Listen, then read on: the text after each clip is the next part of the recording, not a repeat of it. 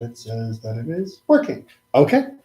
Like I said, we're doing things a little differently just in terms of the computer and all of that. So if you see me bending down to fiddle with the phone to get the slides to work, just bear with me as we go through it. So we are doing the second half of our Shabbat discussion that we began last week. Last week, we talked about the idea of the bonus things that we do on Shabbat, the things we do additional that are different from a regular week, or that we notice and celebrate in a different way than other days, in order to make Shabbat stand out, in order to make Shabbat be honored and to be celebrated fully.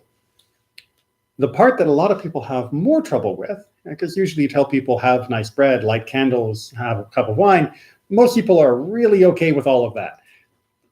The part that a lot of people resist are the limits on Shabbat. Shabbat is a day when we have boundaries to our behavior that are different than any other day, that is different than any other day of the week.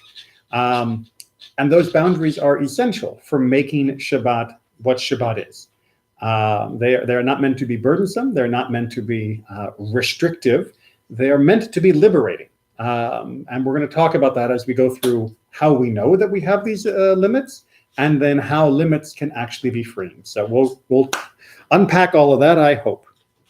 So first of all, how do we know that we have limits? Well, and actually that's one difference. I'm going to have to read from here, and that's different than using the the computer. All right, so we'll see how this works. Surely you shall keep my Sabbaths, right? You'll shamor, we talked about as the second word, shamor and zachor. Shamor is keeping and zachor is remembering. Surely you shall keep my Sabbaths, my Shabbats, for it is a sign between me and you throughout your generations, that you may know that I am the Lord who sanctifies you. You shall keep, again, that word shamor, Shabbat forever, for it is holy for you. Anyone that desecrates it shall surely be put to death. We can come back to what that means. But whoever does any work, melacha is the technical term that's used there for work, on it, that soul shall be cut off from among his people. So we can see in this description of what Shabbat is meant to be as a symbol of our connection with God, that one of the very, very first things that's mentioned of how Shabbat works is that we don't work. Right? One of the built-in ideas of keeping Shabbat is that there isn't any work that is going on. Just briefly, the idea of somebody who desecrates Shabbat, this needs to be a deliberate and a forewarned desecration. So if someone accidentally breaks Shabbat, if someone does this out of ignorance, if someone does it because they forgot it was Shabbat, then we're not talking death penalty. You need somebody to actually have been witness doing this. The witnesses had to have warned the person, and the person had to acknowledge the warning and say, yes, I know it's Shabbat. Yes, I know it's forbidden. Yes, I know the death penalty is the punishment. And yes, I'm going to do it anyway. So it's a very high bar before we start executing people for this. And in the ancient world, there were more social reasons of why this was a very important principle. We have found, however, since then that generally speaking, people who want to keep Shabbat will keep Shabbat. And the penalty is not really the main focus of the day. All right, so how do we know what we mean by work? Well, we get a little bit of an example. 6 days shall work be done, but on the seventh day, it is a Shabbat of solemn rest, holy to the Lord. Whoever does any work on the day of Shabbat, he shall surely be put to death. So the work that we're not allowed to do on Shabbat is being compared to the work that we need to do on the other 6 days of the week. Because after all, we know that we need to work in order to live. That's just part of how life is. If you just sit at home on your sofa, you're not going to live very long. You're going to need, at the very least, to get up and make some food. But usually more than that in order to be able to buy the food and afford the house and all of those things. So work that we do during the week is being contrasted with the work we don't do on Shabbat. Thus, the children of Israel shall keep Shabbat, to observe Shabbat throughout their generations for an eternal covenant. This is part of the sign of the brit, of the bond between us and God. It is a sign between me and the children of Israel forever. For in 6 days the Lord made heaven and earth, and on the seventh day he ceased from work and rested. Now, if those last couple sentences sound familiar, that's because every Friday night during our services, we have that quote, and we will chant it or sing it, and it's called Vishamru. And that's the idea from, thus the children of Israel shall keep Shabbat, to observe Shabbat throughout the generations. The Dorotam, that's the Vishamru prayer that we do every single Friday to remind ourselves of why we're doing this. So this quote at the bottom is very, very familiar. So how does this work? Well, according to the book of Exodus, 6 days do your work, but on the seventh day do not work, so that your ox and your donkey may rest, and the servant born in your household, and the alien as well may be refreshed. Alien just meant a stranger who happened to be among you. For everybody, this was a day of cessation, of no more work. It wasn't just about a certain elite category that gets to take a break. It was supposed to be from top to bottom and left to right, the entire social structure of the community, even including your animals, were not supposed to be doing work on this day of Shabbat. Make sense? Okay. Now, how can these limits actually remind us of freedom and give us freedom? Well, it says in Deuteronomy, right? Behold, the Lord took you out of slavery and commanded you to rest so that you would remember that you were a slave. The Torah itself links the idea of Shabbat to the idea of our liberation from slavery. That when we rest on Shabbat, we are remembering that slaves don't rest. So when we avail ourselves of the opportunity of being restful, of coming to peace, we are doing something that is saying, if I were a slave, I wouldn't be able to do this. If you keep working 7 days a week, 24 hours a day, 365 days a year, your whole life, how is your life different from that of a slave? You may say, oh, but I choose to work, and I choose my occupation. I choose what I'm doing with all of my labor. It still looks like slavery from the outside, right? If there's never a break, you may be a slave to your own drives rather than a slave to a master, but you're still working constantly, and working constantly is not the ideal human condition. It's not what God has asked us to live. It's not how God has created us to live in the most blessed and happy way. And when we stop, that is when we are saying, see me stopping? I'm not a slave, right? I can stop and still be a meaningful person. One of the things I found very distressing in the modern world is that many people imagine themselves to be their job. For a lot of human history, that wasn't the case, because you go back 500 years, 95% of the people are farmers. You didn't ask people, so what do you do? What do you mean, what do I do? I dig in the ground to make food grow, and I work with animals in order to have stuff. But that's not who I am. That's just what everyone has to do to survive. I mean, it'd be like asking someone, what do you do now? And the person says, oh, I make dinner. Like, no. That's just what you do. For most of human history, the things that people did to put food on the table was just what they had to do to put food on the table. It wasn't their identity.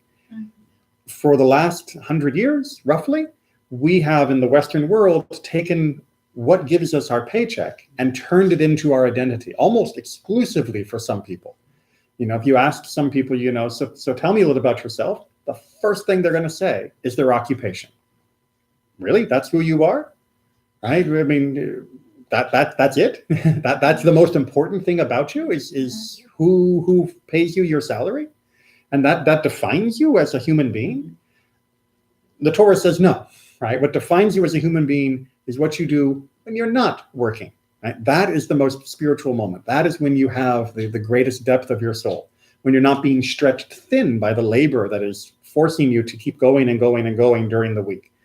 Now, the labor is important, and Judaism does value work and doesn't say that everyone should sit home on the sofa, but you also shouldn't define yourself purely by the work that you do, just by the occupation, the title, or the degree that you may have.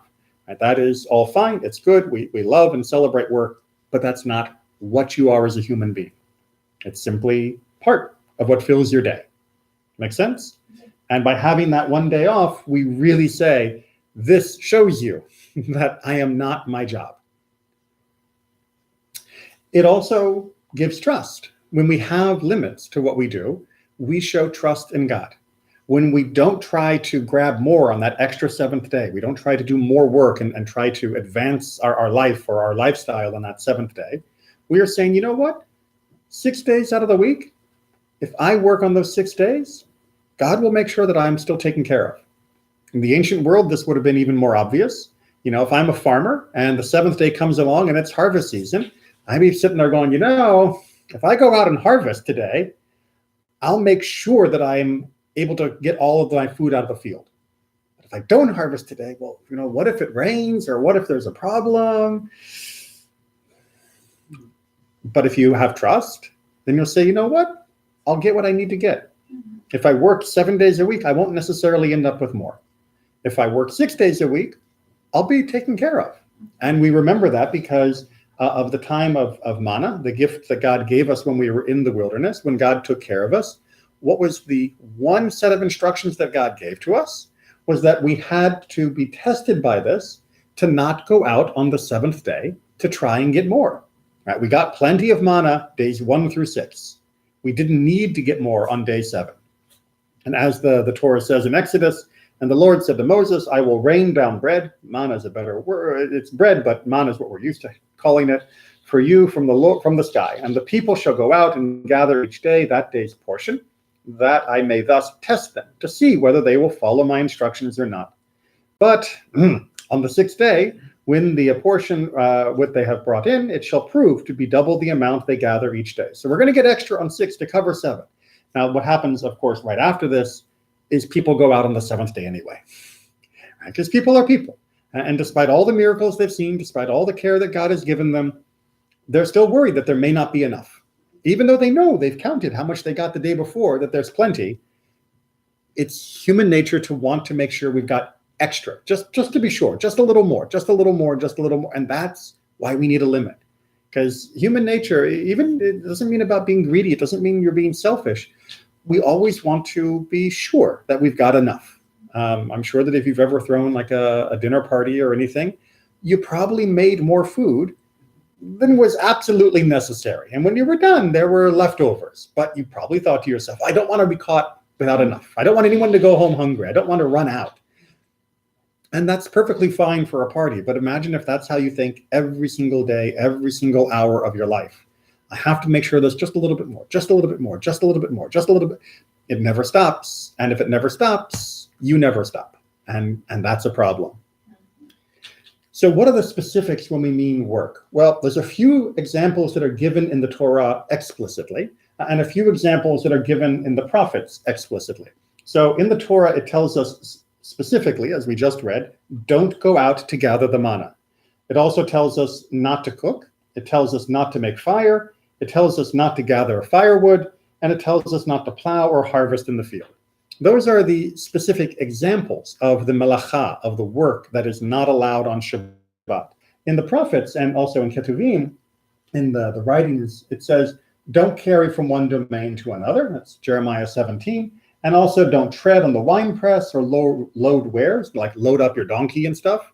And that's from the prophet Nehemiah in chapter 13. But those specifics, that doesn't give us a lot to go on, right? How do we know then what we actually can't do? Judaism cares about the specifics, right? We don't believe that God gave us just broad general commandments. We gave us very particular commandments so that we would have guidance, not just hints of what we're supposed to do. And so we come up with 39 specific types of work that we are not allowed to do. This is the classic understanding of when God said work, when God said melacha, there are 39 things. There's a list. Don't worry, I'm not going to make you memorize them. And there are ways to try and remember them that make things a little bit easier. But how do we get there? Well, we do it by a little bit of Torah reading mathematics. A plus B equals C, which in this case means that the discussion of Shabbat is next to the discussion of the Mishkan, the building of the tabernacle. And that means that the definition of work comes from the definition of work that would have been used for building the tabernacle. In context, it reads like this. Moses then gathered the whole Israelite community and said to them, these are the things that the Lord your God has commanded you to do. On 6 days, work may be done, but on the 7th day, you shall have a Shabbat of complete rest, holy to the Lord. Whoever does any work on it shall be put to death. You shall kindle no fire throughout your settlements on the day of Shabbat. So that's one of the examples that I just mentioned of specifics of fire. So that's perfectly fine. We're talking about Shabbat again. It's very nice. Thank you for the reminder, God. But then all of a sudden we seem to switch topic. Moses said further to the whole community of Israelites, "This is what the Lord has commanded. Take from among you gifts to the Lord. Everyone whose heart so moves him shall bring them, gifts for the Lord, gold, silver, and copper. And let all among you who are skilled come and make all that the Lord has commanded, the tabernacle, its tent, and all the other things that were used in the ancient tabernacle in the Mishkan." So our sages look at this and they say, well, wait a minute. The first half is telling us don't work on Shabbat. The second half is telling us we need to work to build the things that God wants. Now, God did not put these paragraphs together accidentally. It wasn't like he had, a scrap pile of different texts and he just threw them on the page and said, good enough. Instead, when God was putting the Torah words together for us, he said, don't work on Shabbat, even for doing this. Right? Even though the Mishkan, which was the most important and sacred work that could be done in the ancient world, was so important to be made, because it came right after the discussion of not working on Shabbat, we were reminded, but on Shabbat, you don't do it. So that means that all this weaving and all the metalwork and all the building, one day out of the week, we had to stop. Even though we were passionate and committed and just so much wanting to build this Mishkan, we had to pause. Rather than working 24/7, 7 days a week and just doing it in shifts, the entire community came to a halt and then picked up again on Saturday night or Sunday morning. And that became the cycle because of having the rest coming right before the instructions, right? God saying, this is important, but not more important than rest. And if the Mishkan, if the tabernacle is not more important than our Shabbat rest, then going to the supermarket is not more important than our Shabbat rest, right? Doing a little gardening is not more important than our Shabbat rest. Doing just about anything except for saving a life is not more important than our Shabbat rest. Because God put it next to the thing that was most important at the time, we now know everything else that's less important than this, definitely we don't do. But we also get from this placement an understanding of what exactly we are not allowed to do. Because the thing is, if I ask you, what's work? You'll probably all come up with different definitions, right? For some people, if I say what's work, they would say, painting my bedroom is work. For someone else, they may love painting. If you ask someone else what's work, they may say, oh, well, buying and selling stocks is work. And someone else may say, oh, that's not work. You're just clicking a couple buttons. How is that work? Someone else may say, well, work is, putting in a new toilet. And someone else will say, well, I guess that's hot and hard and sweaty, but is that really work? I could do that for myself and no one would pay me. Our definitions of work on our own are very broad and not consistent. We need a definition that is shared and one that comes from a shared source. And so the Mishkan gives us that template. All right, so malacha then, work, are specific creative labors of specific types. And I'll explain what that means in a second. So first we have from the book of Genesis, right? Vayachal Elohim bayom hashvi'i melachto. He finished his work. On the seventh day, God finished the work that he had been doing, asher asa. Vayishbot bayom hashvi'i mikol melachto asher asa. Vayishbot, that may sound familiar. Vayishbot is the same root as the word Shabbat, right? And as you can see in the English, and he ceased on the seventh day. Vayishbot, the verb in Hebrew, literally means to cease, right? To stop. It's the same root that's used, for example, in the modern Hebrew for going on strike. It's a work stoppage. So God took a break. God stopped what he was doing, and that is what creates Shabbat, right? It is because you stop that you create Shabbat. Shabbat's not just a made-up word. It literally comes from the word for stopping, and the example we get first in the Torah is God stopping from his work, his melacha, that was the work of creation. And then when we hear about the creation of the Mishkan, the building of the tabernacle, what do we hear? Well, Ve'asa v'tzalel v'holiav v'chol ish hacham lev, right? And everybody that had wisdom and skill, asher natan Adonai chokhmah, and that God had given wisdom, utvuna, and had given them like understanding and skill, right? Behema leda'at la'asot et kol melechet avodat hakodesh, right? And to knowledge, to do all of the work for this holy project, right? This holy service. B'chol asher tziva Adonai, for everything that God commanded. So we can see we've got the word melacha, the word for creation, being used for God's creation of the universe, and we have the same root being used for the creation of the Mishkan. So just as God rested from his creation of the universe, so too we need to rest from our creation of that tabernacle. Good so far? And the types of work that God is talking about here is the definition of melacha, right? To have the skill and the ability to perform expertly all the work connected with the service of the sanctuary. So that means the work that's connected with the service of the sanctuary, that's the work God doesn't want us to do. See the logic there? Okay. And we also know that we guard my Shabbats and revere my sanctuary. I am the Lord, from Leviticus 19. Shabbat and the sanctuary are brought together in the very same sentence, meaning that even if we weren't convinced by the fact that they were together in the section of the Torah, even if we weren't convinced that they were the same type of words that were used between creation and the creation of the tabernacle, in one verse alone, they are put side by side, saying that Shabbat and the sanctuary are intimately linked. And one of the ways that they are linked when guarding our Shabbat is to not build the sanctuary. All right, so that's a very long introduction of proving that there's a connection here. Brass tacks, what are we allowed or what are we not allowed to do? Well, the rabbis break these into different categories, and they say there are categories of work, remember 39 total, that deal with the different tasks that were necessary to make the whole Mishkan project a success. What were they? Well, there were plants that were needed for making the dye and for making the bread that was used in the Mishkan. So therefore, anything that has to do with the growing of plants, you're not allowed to do on Shabbat.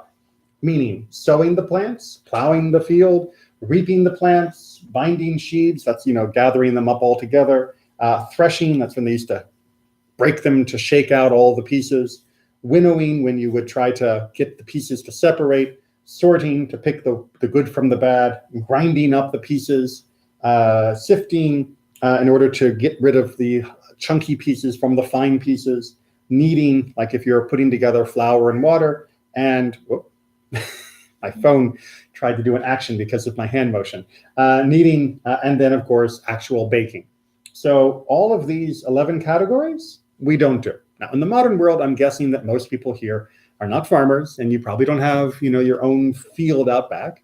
But as I mentioned, very easy example, we're not going to be planting seeds in our garden. We're not going to be digging up, the flower bed. We're not going to be picking flowers or picking oranges off our trees on Shabbat.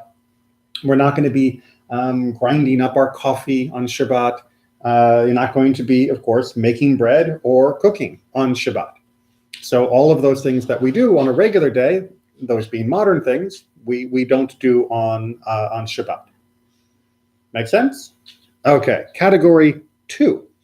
There were many, many curtains that were involved in the tabernacle, and therefore the making of the cloth for the curtains, all of those steps are also off limits. So this takes us from step 12 through 24. So shearing, because where do you get the curtains from? Where do you get the wool? Sheep. Right? So no haircuts on Shabbat. Not you, not your pet. So no shearing, no bleaching, because they would need to clean them and make them white. That's why we're also not doing our laundry on Shabbat. No beating out of the things, no dyeing, for changing of the color. No spinning, like in, what do they call it? Sleeping Beauty, with trying to make the thread from the spinning wheel. No stretching the warp of the loom. I'm guessing that probably neither of you have looms for making cloth, but this was for putting the strings on the loom. This was not allowed. Making 2 loops, weaving 2 threads, separating 2 threads, tying a knot. These were all involved with the weaving and sewing process. Untying a knot, and sewing 2 stitches and tearing in order to sew 2 stitches. Sometimes you would pull the fabric apart in order to sew it in a different place. All of those steps are not allowed. Again, in the modern world, most of these things we're not doing in the original sense. We don't have looms and we don't have sheep that we're worried about, but we do a lot of things that are equivalent. So you wouldn't want to be doing your knitting. You wouldn't want to be doing your crochet. You're pointing at your shoelaces. So when we say not, the rabbis give more detail in further discussion, and they say it's not a knot. It's not a knot. It's not a knot like a shoelace knot. It is a knot that is meant to be a permanent knot, right? That you are actually building something with this knot. When you tie your shoelace, you're not actually making anything, right? You're just temporarily putting the 2 strings together, and you pull one of them and the whole thing comes apart. But if you tie a knot and then you tie it in a way that it will stay, that we don't do on Shabbat, because you just made a permanent change to something, or at least you're trying to make a permanent change to something. So shoelaces, no problem, right? Unless you tie your shoelaces with like permanent knots, which I don't think that's a great idea. If you just tie a regular, loop slip knot kind of thing, no problem for that. Same thing if you have long hair and you want to tie your hair up in a knot or something, no problem as well. If you wanted to tie your hair in a knot and leave it there forever, not a good idea, but also you can't do that on Shabbat. I'm trying to think of other things that are most similar. Well, I mean, again, sort of the questions of sewing and things, you can't sew on a button on Shabbat. Now, if you're listening to these 2 lists, the list we just had with the plants and the cooking, and you're looking at this list now here with all of these things, and you're saying, well, wait a minute. If I go down my weekly chore list of all the stuff I've got to do, I've got to do the laundry, I've got to, take care of the garden, I've got to take care of my pets. All of my chores are getting crossed off for Shabbat. Yeah, that's right. That's the beauty. Because all of the things that are chores, we don't do on Shabbat. We can't do on Shabbat. That means we can breathe instead of doing them, right? We don't have to do our to-do list. Our to-do list can wait till Sunday. Or get done during the week in the evenings, right? Or whenever we have another free time. We don't need Shabbat to get it done. And if you think you need to get it done on Shabbat, then you're missing that trust, and you're missing that sense of completion, and you're also missing that sense of freedom. Because now you have your to-do list, and your to-do list is your master. And that is not a good way to live. All right. Almost to the last. Hides to cover. The Mishkan had like leather, a leather overcoat to keep the rain off of it. Because if you build it out of wool and then it rains, you're going to be in trouble. So they had leather that covered the whole tent. So in order to make leather, what do you have to do? Well, you have to trap an animal. You have to kill the animal. You have to flay the animal. That's when you slice the skin off of the animal. And you have to salt the animal's skin or flesh. Curing the hide, that was the process of making skin into leather. You have to scrape it, like to get the hair off or the fat off the inside. You have to cut it up, meaning like to cut out the pieces. And you also they have to mark on these as well as other parts of the Mishkan, insert tab A into slot B. They would have to make notes on it. So if you write or if you erase in order to write, those also are not allowed on Shabbat. So remember that to-do list? You're not allowed to make it on Shabbat, right? Because you can't write that down. And for other things in the old days, people used to kill animals to make their food and all of that. You wouldn't do that on Shabbat. It's not such a big issue with most of us today. But the cutting it up, that is still an issue. So if you were going to sit down and get your sewing ready, you wouldn't cut up all the pieces. You wouldn't cut out coupons on Shabbat because that is doing it constructively. Now, if you need to cut open a bag to get to your potato chips, that's okay, right? Because that is not a creative, productive act. That is simply destroying something, a barrier to get to my food. And cutting your own food to eat is also fine, right? So if you want to cut up carrots for your lunch, go for it. Because that is for that immediate use, and it's not for building or creating, it's just for having dinner. So there are a lot more details to all of this. This is sort of the bird's eye view, just to get a general understanding. How are we doing? Okay. And then finally, with all the pieces that we had made, we had to assemble everything. And that leads us to our last few categories of work. So building on Shabbat, you're not going to be outside building your shed on Shabbat. Pulling down, meaning to pull down the building. Extinguishing or lighting a fire. Right? We don't light fires on Shabbat, and we don't put fires out on Shabbat. Dangerous fires to people, yes, we can put that out, but we're not talking about that. We're talking about in the old days when people had lamps, right? You wouldn't be allowed to snuff a fire on Shabbat. Striking with a hammer, that's a technical term meaning the final blow that made something finished, that made it into a finished product. It wasn't just hitting it with a hammer like, once or twice. That we also didn't do, but this is specifically talking about that last blow that turns something from being kind of ready to being completely ready. We'll come back to an example of that later. And carrying from domain to domain. This is one that's a little hard to get our heads around, but I'll just give a brief example of this. In Judaism, we sort of see the world as being different zones. There's the zone of my house, and then there's the zone of the street. And then there's the zone of my neighbor's house, right? And the zone of the street, that's public domain. We would even say that in modern American English. That's a public domain. My house is a private domain. His house is his private domain. In Judaism, we don't carry from one domain to the next. So if you've got a loaf of bread and you want to carry it from your kitchen to your dining room, or from your dining room to your bedroom or whatever, no problem. Carrying it from your house into the street, now we have a problem, right? Because this is essentially the underlying nature of transportation. And this is what was essential for so much of our life, of moving products from one place to another. And if you do it a little, you'll end up doing it a lot. Think about like the Amazon delivery people. Right? They never stop. They are constantly driving around town, taking the package from here and putting the package there, taking the package from here, putting the package there, because delivery from one place to another, that is how the final act of every other part of creative process gets taken care of. And so on Shabbat, we just put up a blanket restriction with a few exceptions because of special circumstances, which I won't get into. But generally speaking, we don't take from A into B, right? We leave, if it's in A, leave it A for the day. If it's in B, leave it in B for the day. And you can move it on Saturday night when Shabbat's over, or you can move it Friday afternoon before Shabbat begins. But once Shabbat begins, leave things in their place, right? Just let them rest where they are. Honestly, it doesn't need to go across the street today. You can do that on Friday, and you can do that on Sunday. Which leads me to one of the things that a lot of people struggle with, but is really quite a simple concept once you adjust your head to it. A lot of people will say, but Rabbi, I forgot. I was supposed to loan my neighbor a hammer, and I forgot to do it. And, now, he needs it, but it's Shabbat. What do I do? Blah, blah, blah, blah, blah.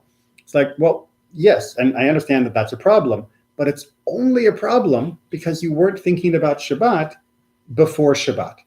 If you only think about Shabbat when, it's time to light candles and begin Shabbat Friday night, then all of this restriction is going to be very hard because you won't be ready for it. On the other hand, if you prepare for Shabbat, if you use your Thursday and Friday to make sure that you've done everything you need to do before Shabbat begins, then none of these restrictions are really very burdensome at all. In fact, it's liberating because it forces you to think ahead, to clear your schedule, and have that beautiful time that is now perfectly free and open. It's a lovely thing to be able to look at your calendar and just see on that one day, just an empty box, right? Thursday and Friday might be rather full.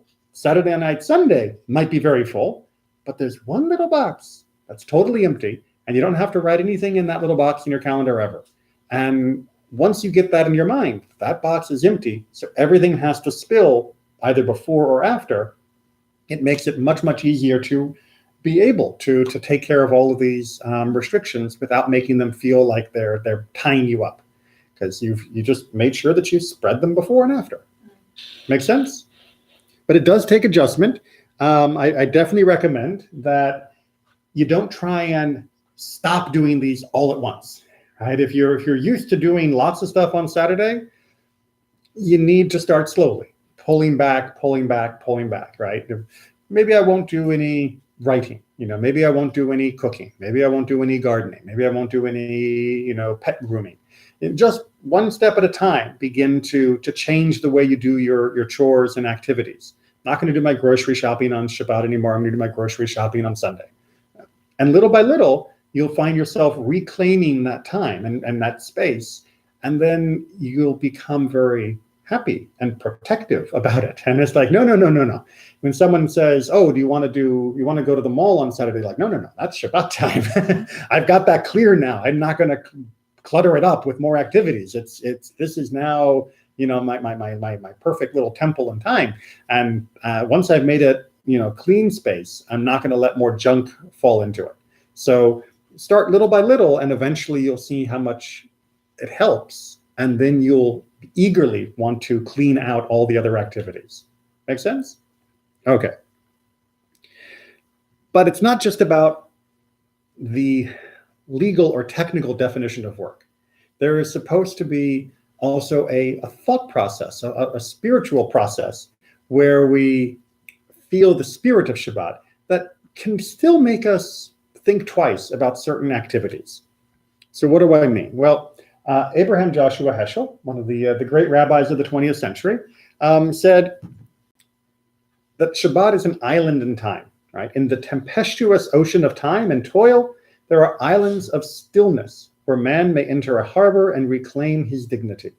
The island is the seventh day, the Sabbath, a day of detachment from things, instruments, and practical affairs, as well as of attachment to the spirit, right? So this is a time where we detach from all of those material things and we deepen our attachment to our spiritual side. And what he's trying to say is that even things that may be allowed as technically not work, we still sometimes should be suspicious if they are linking us too much to things that are of the wrong feeling for Shabbat. A clearer example, whoa, that's going to be small to read. Okay, good thing I have my glasses. All right, so a clearer example from Ramban, who was only a few hundred years before Heschel, but spoke in a very similar way.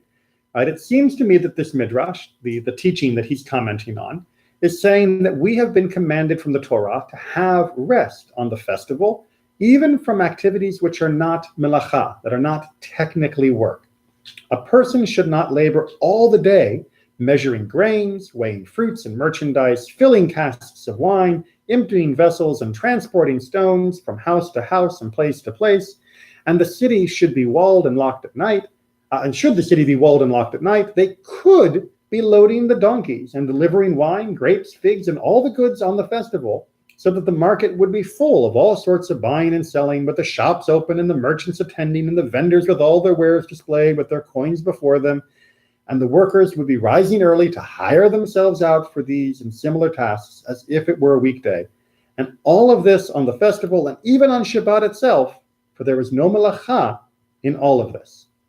So what he's trying to point out is you could make all of this activity, and if you were careful, you could do it in a way that didn't break the law technically, right? You didn't cross the line, right? You got right up next to it, but you didn't actually break the law. So if you're in, for example, the locked city, that means that that entire city is considered one domain. So now moving something from one house to another is not a problem.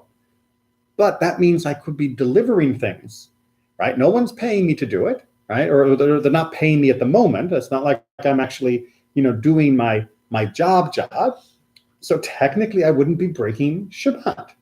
And that would be a problem because now it would just feel like a Tuesday, even if you were not technically breaking the law of Shabbat. And so what he is trying to say is that for this reason, the Torah said Shabbaton, right, which is a more emphatic way of saying Shabbat, that it be a day of rest and relaxation, not a day of effort. And this is a good and accurate explanation, meaning that rest on Shabbat is not only about don't do work, but it's also don't do work-like things, right? There's the technical definition of work, the 39 categories of malacha that I talked about. And then there are all the other things that are like work, not technically, but definitely spiritually, right? You would feel like it was work. And those we should also seriously try to avoid doing on Shabbat. Now, for some people, that might be, for some people doing the work, imagine you're a stockbroker. Well, technically, if you've got a copy of the Wall Street Journal sitting around your kitchen table, opening that up and looking at the stock report, we didn't do any of those 39 categories, right? We're not cutting, we're not burning, we're not cooking, we're not writing. If you're just scanning your stocks and looking at the numbers, you're not actually breaking the work restriction. But come on, doesn't that feel like your job? Doesn't that feel like work? And doesn't that feel like a Tuesday? And doesn't that mean that Shabbat is losing something in the process? So there is that additional level of holding back from doing certain activities that might be allowed technically, but still would ruin the spirit. Does that make sense? And for a lot of people, that's going to be a personal decision, right? I think most of us can agree that reading the stock reports is probably not going to be a good idea for anyone, but other people might have different feelings about what makes them feel like they're working but not. But you have to be honest and clear with yourself on that. One thing that we also will talk about is taking care of how we talk on Shabbat, right? So we can, as Isaiah puts it, we can trample Shabbat just by our conversation.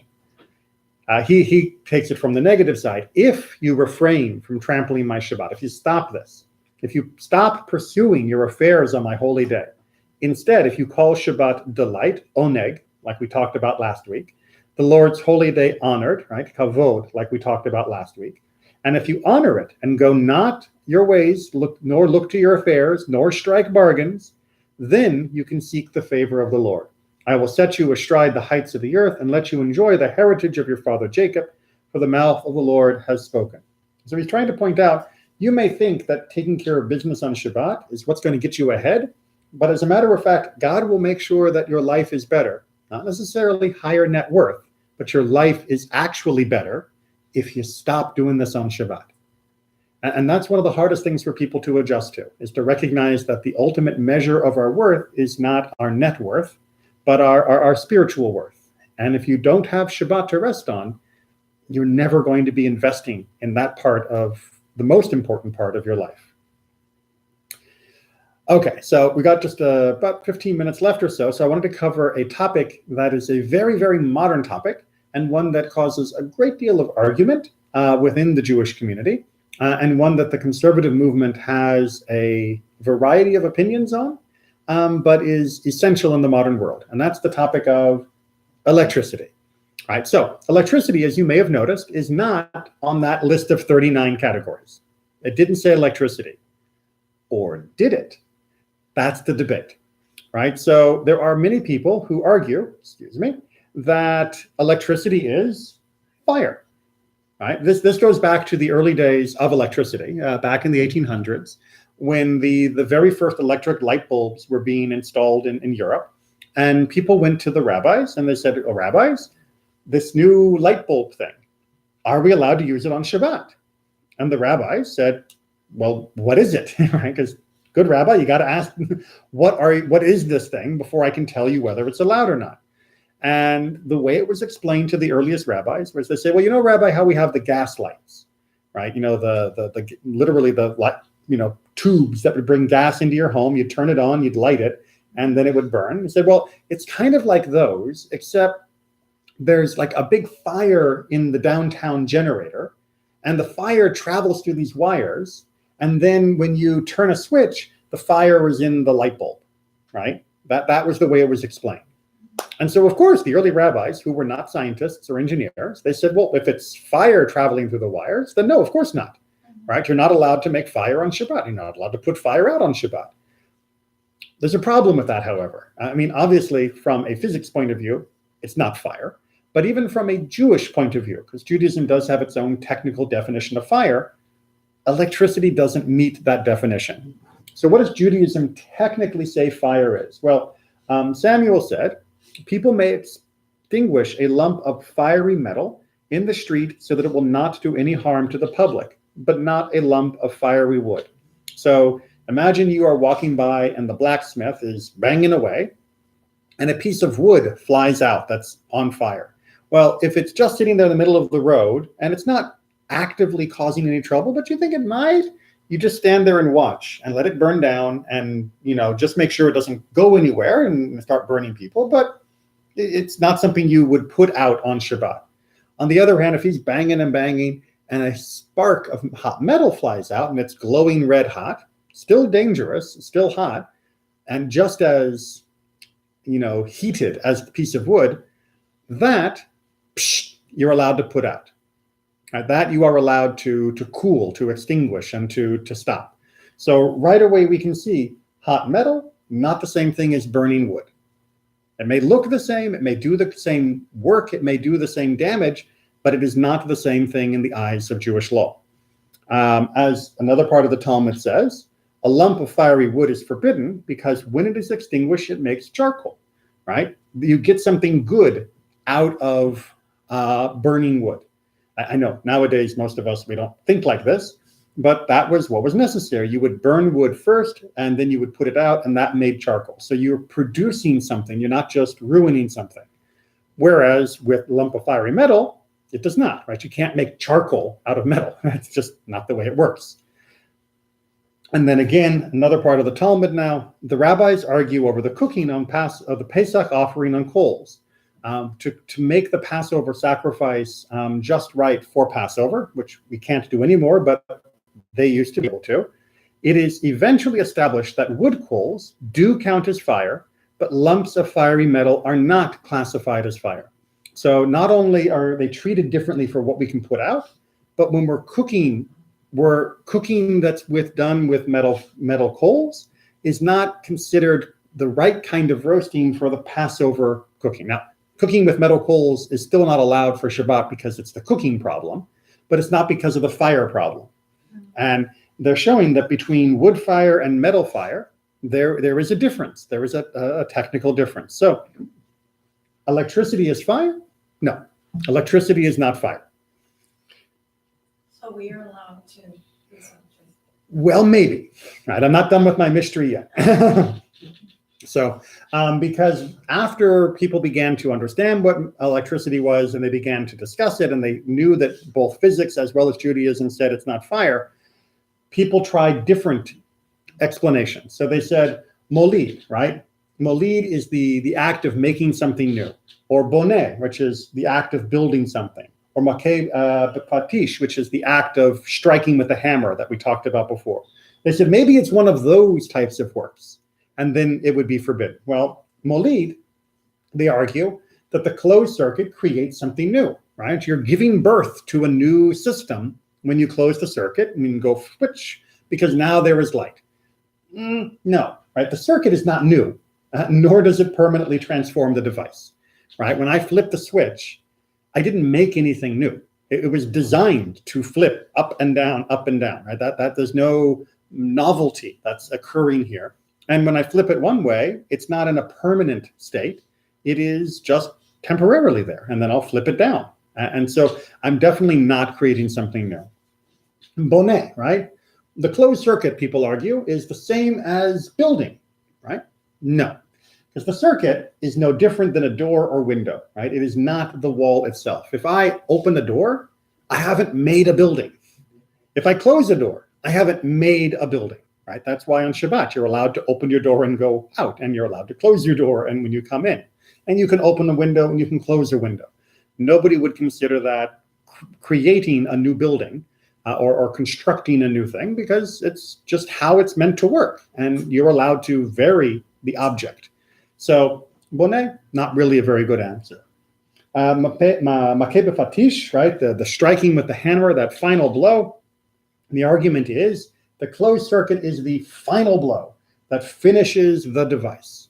Now, if you had a light and you were building it from scratch, right? You had your little light bulb and you had your wires and all of that, and you wanted to hook the two wires together and twist them together so the light would be on permanently. I would agree, right? Don't do that on Shabbat. Right? If you're trying to hook the wires together and wrap them so that the light is now permanently going, that is the final step in making your forever light.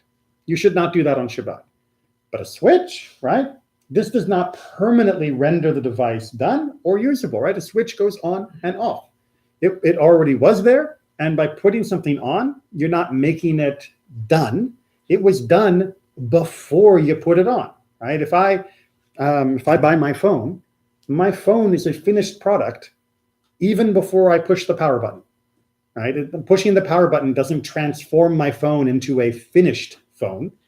It just transforms it into an on phone.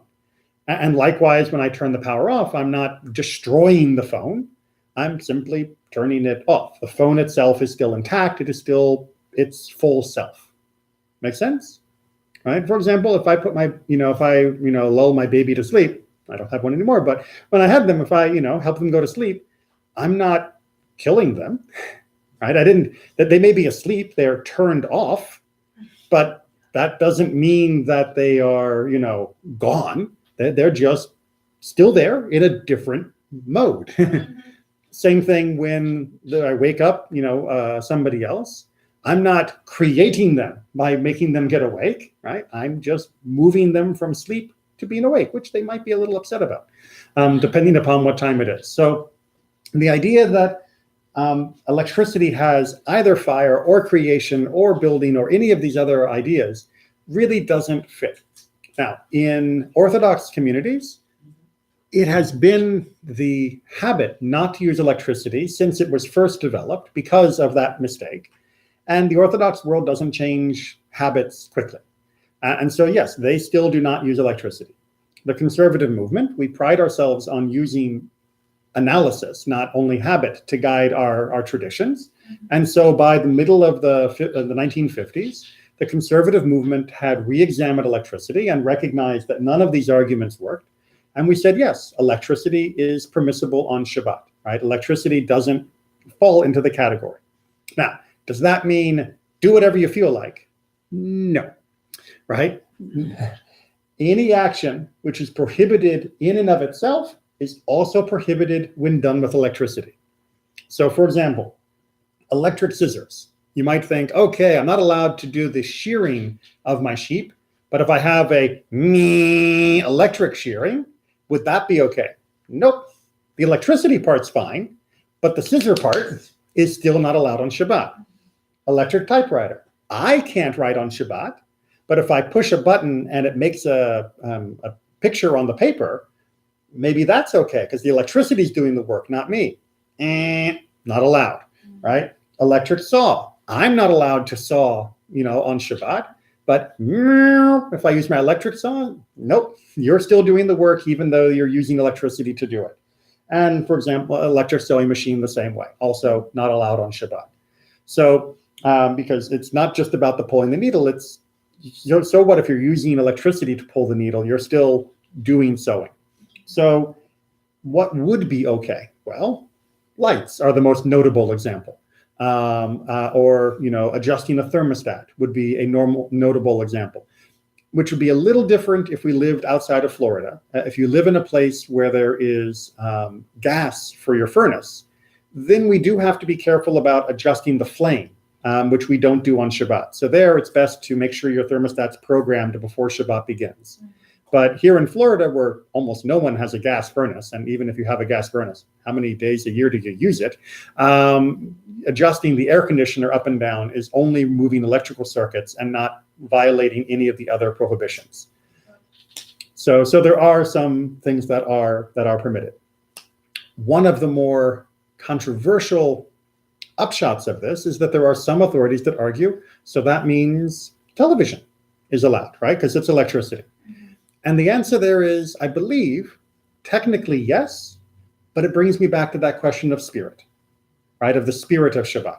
Oh.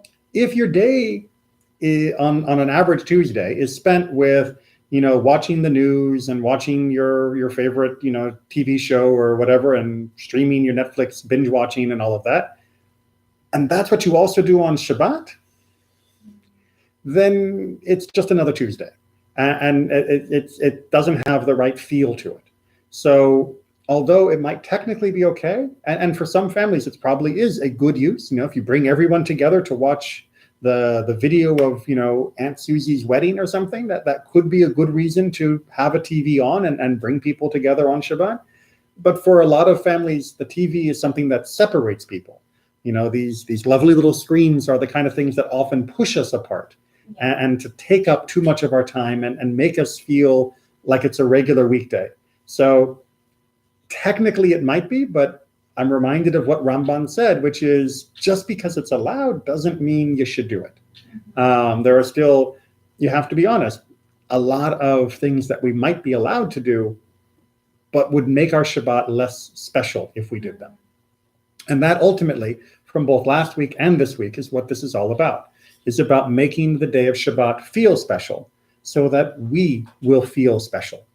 Right? Shabbat is about transforming us. And if we stay exactly the same, if Shabbat looks like Friday, if Shabbat looks like Tuesday, then we look like Friday. We look like Tuesday.